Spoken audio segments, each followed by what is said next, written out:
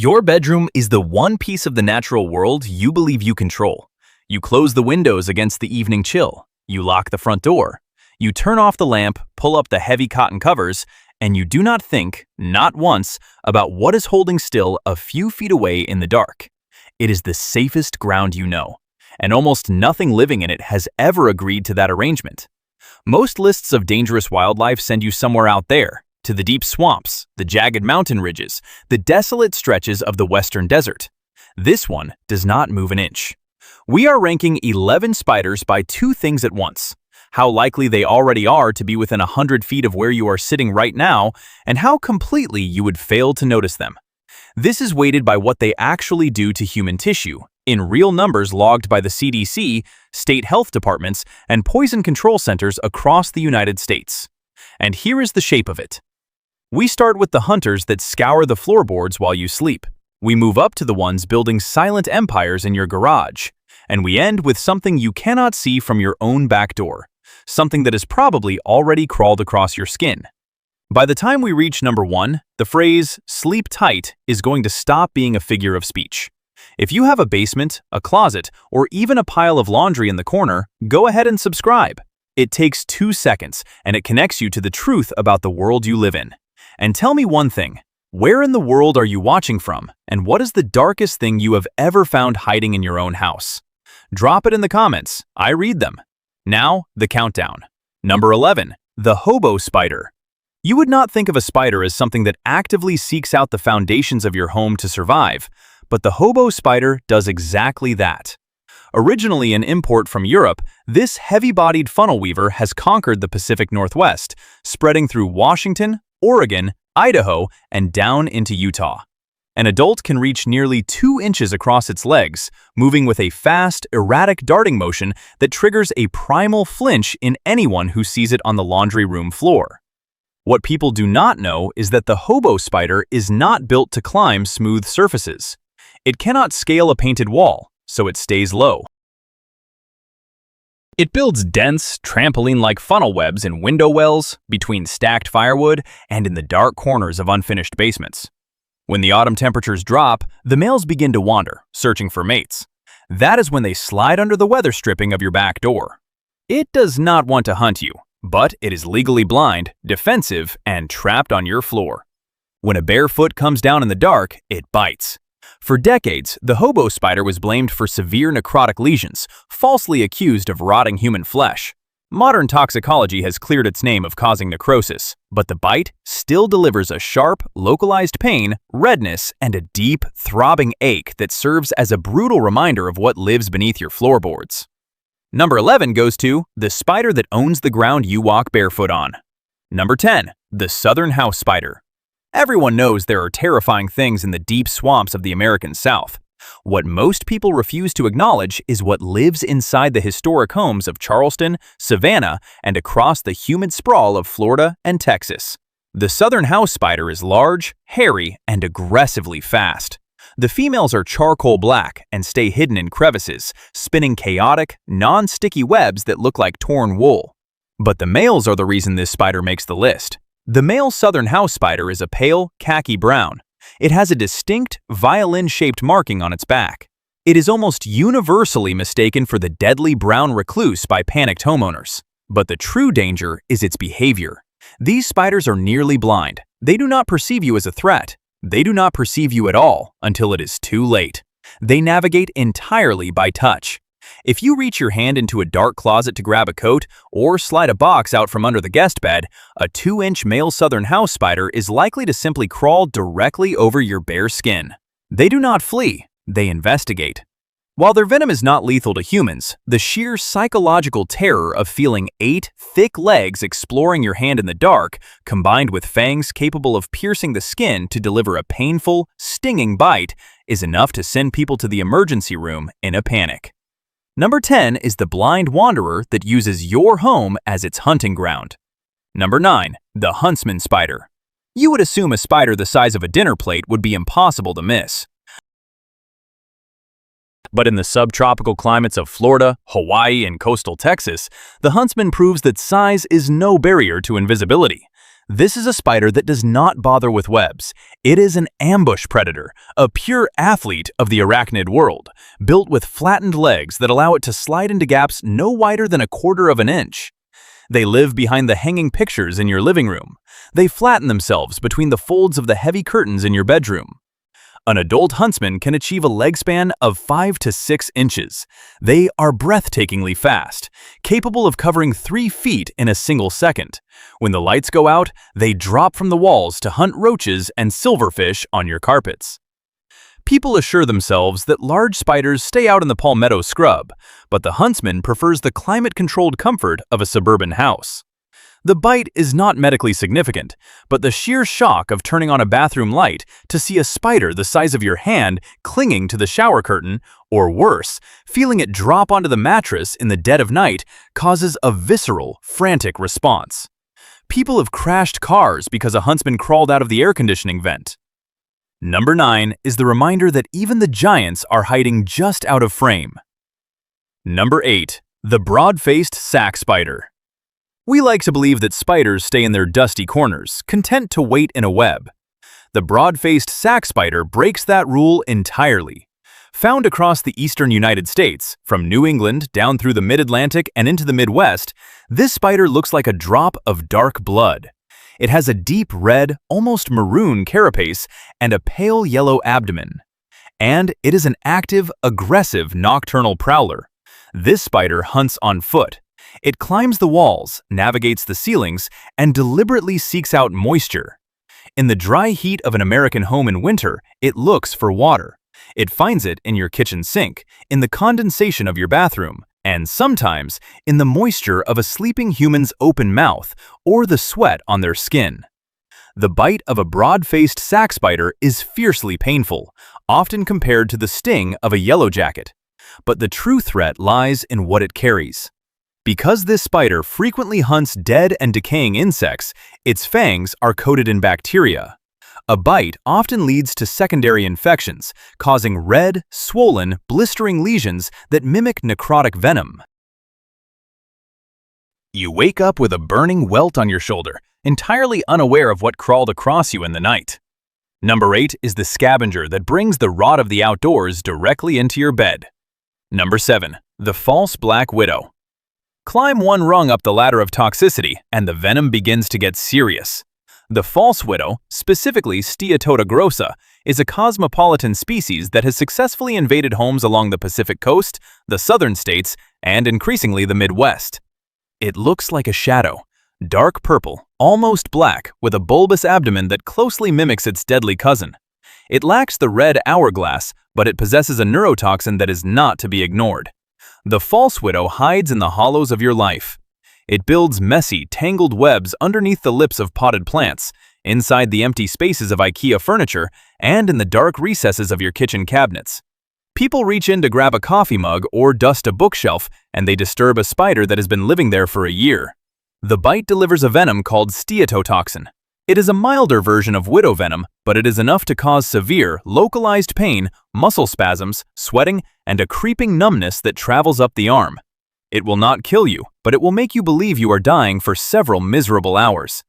People live in denial, assuming every dark cobweb in the house is abandoned, but the false widow never abandons a good web. Number 7 is the shadow that punishes you for reaching into the dark. We are at the halfway point, and if you are still with me, you are clearly someone who actually wants to know what is out there. You do not just want the postcard version of nature, the one where the danger stays safely on the other side of the glass. You want the truth about the ground you walk on. So this is the moment to subscribe, because the spiders from here up are not just painful. They are the ones people flat out refuse to believe are real, right up until the moment the fangs break the skin. Number 6. The yellow sack spider. Most people are terrified of the heavy, dark spiders, the tarantulas, the wolf spiders. What they do not know is that this pale, translucent, ghostly little spider, rarely larger than a fingernail, is responsible for more bites in the United States than any other spider on this list. Found in every single state across the country, the yellow sack spider is the undisputed king of indoor envenomation. It does not build a traditional web to catch prey. Instead, it weaves a small, tight silk sleeping bag in the upper corners of your rooms, right where the wall meets the ceiling. During the day, it rests inside, completely invisible against white drywall. At night, it emerges to hunt. It is incredibly aggressive for its size. If a yellow sac spider drops from the ceiling onto your bed and you roll over onto it in your sleep, it will not just bite once, it will bite repeatedly. The venom contains a mild cytotoxin. It kills the cells around the bite, leaving an itchy, painful, ulcerated sore that can take weeks to heal. A vast majority of the mysterious spider bites people attribute to the brown recluse in states where the recluse does not even exist are actually the work of the yellow sac spider. It has been above you this whole time, resting in the corners you never bother to look at. Number 6 goes to the quietest killer on the ceiling. Number 5. The desert recluse. Now the animals begin to genuinely surprise people. When we think of the recluse spider, we think of the Midwest and the Deep South. But the Mojave and Sonoran deserts hide a sibling that is just as devastating, perfectly adapted to the dry, brutal heat of California, Nevada, and Arizona. The desert recluse is a pale, sandy brown. It thrives in the wild in pack rat nests and rocky crevices, but as the suburban sprawl of Phoenix and Las Vegas pushes deeper into the desert, the spider has simply traded the rocks for our homes. It lives in your garage. It hides inside the thick, leather gardening gloves you left on the workbench over the winter. It tucks itself into the folds of the cardboard boxes stacked in the attic, where the summer temperatures reach 120 degrees. The desert recluse can survive for months without food or water, waiting in a state of near-suspended animation. The danger is not that it is aggressive. The danger is that it seeks out the exact items you store away and eventually put on your body. The venom of the desert recluse is heavily necrotic. It contains an enzyme called sphingomyelinase D, which physically dissolves the cell membranes of human tissue. A bite often goes unnoticed for hours. Then the site turns red, then purple, then black, as the flesh dies and sloughs away, leaving a crater that requires skin grafts to close. Number 5 is the arid survivor that turns your own clothing into a trap. Number 4. The Northern Black Widow. We all know the legend of the Black Widow, but we mistakenly believe it is a southern problem. The northern black widow, Latrodectus variolus, thrives deep into the forests of Michigan, Pennsylvania, New York, and Massachusetts. It is slightly different from its southern cousin. The red hourglass on its belly is typically broken in the middle, and it has red spots marching down its back, but the venom is exactly the same. This spider builds its empire at the threshold of your home. It loves the damp, dark spaces where the foundation meets the earth. It builds chaotic, three-dimensional cobwebs in your window wells, your cellar stairs, and most dangerously, in the woodpile you keep just outside the back door. People assure themselves that the winter freezes kill off the dangerous things, but the northern widow simply drops its metabolism and waits.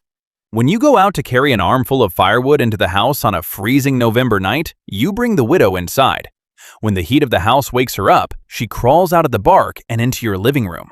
The neurotoxic venom of a black widow is 15 times more potent than that of a prairie rattlesnake.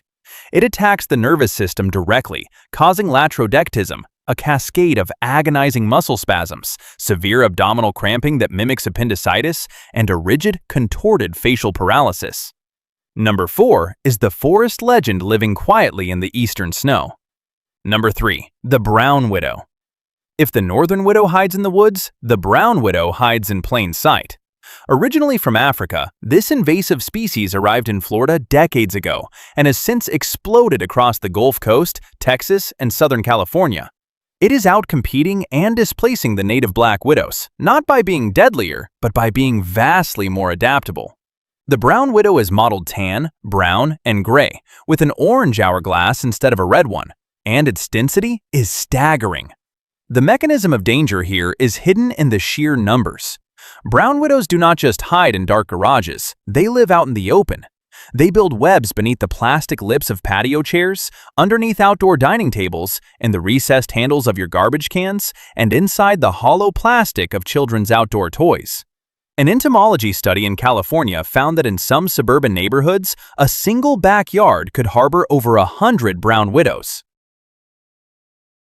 People sit on their patios, drinking coffee, their hands resting inches from highly toxic spiders. While the brown widow is theoretically more venomous than the black widow drop for drop, it is smaller and injects less venom. But the bite still causes intense, localized pain and muscle rigidity. It is dangerous precisely because we have invited it into our most relaxed domestic spaces. Number 3 is the invader that took over your backyard without making a sound. And that leaves just 2. Number 2 changed the medical landscape of the American South. And Number 1 is the thing I warned you about at the very start. The one you might have already carried home. Number 2, the Southern Black Widow, Latrodectus mactans. This is the classic, the icon, the jet black shining globe with the perfect crimson hourglass stamped on its abdomen. Found heavily throughout the southeastern United States, this spider is the reason emergency rooms across the South carry specialized antivenom. It does not look like an animal. It looks like a drop of black glass. The Southern Widow is uniquely adapted to human architecture. It hates the rain and it hates the wind. So it moves into your outbuildings, your sheds, your well houses, and your dark, cluttered closets. It builds webs that are incredibly strong. If you drag your hand through a dark corner and hear a sound like ripping silk, like tearing cotton threads, you have just destroyed a widow's web. The psychology of denial here is lethal. We leave our muddy boots on the porch. We leave our gardening shoes in the garage. The widow seeks out dark, enclosed, protective cavities to hide in during the daylight. When you push your bare foot into that shoe, the spider is crushed against your skin. It bites out of pure, panicked self-defense. The resulting venom dump is catastrophic. The pain begins as a pinprick, then spreads to the lymph nodes. Within an hour, the abdominal muscles lock into a board-like rigidity. The diaphragm spasms, making it difficult to pull air into the lungs. The victim breaks into a cold, pouring sweat, trapped in a physiological nightmare while the spider that caused it lies crushed in the toe of a sneaker. Number 2 didn't just survive these communities, it rewired how anyone raised in the South puts on their shoes. And so we arrive at Number 1. And it is, of course, the brown recluse, Loxosceles reclusa. Not because it is the largest, not because it is the most aggressive, but because it is the one spider that has most perfected the art of not being seen while living closer to the human body than anything else on this list. Found across the central and southern United States, from Texas to Ohio, the brown recluse is a small, dusty brown spider with a faint violin shape on its back. It has 6 eyes instead of 8, and it is the ultimate ghost of the American home. Remember what I said at the beginning? That by the time we reach the end, you would understand why the quietest animal is the one you might carry on your own body? The brown recluse does not build webs to catch flies. It is a hunting spider, but a deeply timid one. It hates light. It hates vibration. It wants to be pressed between 2 surfaces. In nature, that means under the bark of a dead tree. In your home, that means between the folded layers of the towels in your linen closet. It means inside the pockets of the winter coat you haven't worn since February. It means beneath the fitted sheet of your guest bed. The denial surrounding the brown recluse is absolute. People believe that if they had venomous spiders in their home, they would see them. But entomologists have documented severe infestations where homeowners were completely unaware. In one famous case in Kansas, over 2,000 brown recluse spiders were collected from a single, well-kept suburban home over 6 months. 2,000! The family had never seen more than 1 or 2, and no one had been bitten. The spider trusts that you will not notice it, but when you do, when you put on that jacket or roll over in your sleep, pressing the spider against your skin, it bites. You will not feel it. The fangs are too small, the bite too delicate. You might carry it on your clothes all day. Hours later, the site will begin to itch. A red halo forms surrounding a pale blue sunken center. This is the bullseye of loxocelism. The venom is a powerful cytotoxin that literally digests tissue. Over the next few days, the skin turns necrotic, sloughing away to reveal a deep, expanding ulcer that can reach the bone. It takes months to heal, leaving a sunken, permanent scar. The brown recluse bypasses your walls, your locks, and your lights, hiding in the very fabric you use to keep yourself warm. Number 1 is the ghost in the cotton. So here is what this list is really about. It is not about fear. It is about the agreement, the quiet one, that lets a subdivision pave over a forest and pretend the food chain was erased. Your bedroom is still the one piece of the natural world you believe you control, but the softness of the carpets and the warmth of the thermostat are just a different kind of camouflage. The ecosystem did not die when the house was built. It simply adapted to the new climate. The house spider is still feeling its way through the dark of the closet. The widow is still hanging upside down in the hollow of the cinder block. The sack spider is still dropping from the drywall. The ghost is still folded in the sheets. These spaces were never really tame. They just let you believe they were. If this changed the way you will walk through your own house tonight, take a second to subscribe and stay for the next one. And the next time you turn off the lights and it feels too quiet in the room, remember why. You were never alone in here. You just thought you were.